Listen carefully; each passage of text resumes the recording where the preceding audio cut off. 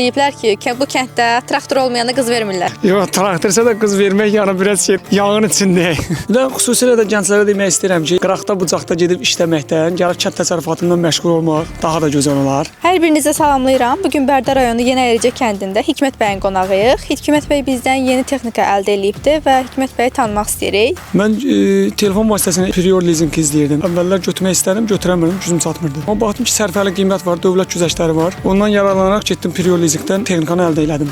Hikmət bəy, həvəsiniz əvvəldən var idi, uşaqlıqdan yoxsa? Həvəsim çoxdandan vardı bu texnikaya. Amma yəni maddi cəhətdən imkanım çatmırdı. Və bundan istifadə edən mənim kəndçim də var, dostumdur. Yəni onlar məsləhət gördü ki, bu texnikanı götürəsən. Bizim kənddə ən çox əkilən pambıqçılıqdır. Kənd cəmiyyətinin kələm, belə tərəvəz. Bərdə rayon torpağı çox gözəl torpaqdır. Yəni çalışana hər bir yerdə yaxşıdır. Çalışırsansa, əziyyət çəksənsə, bəhrəsini görürsən.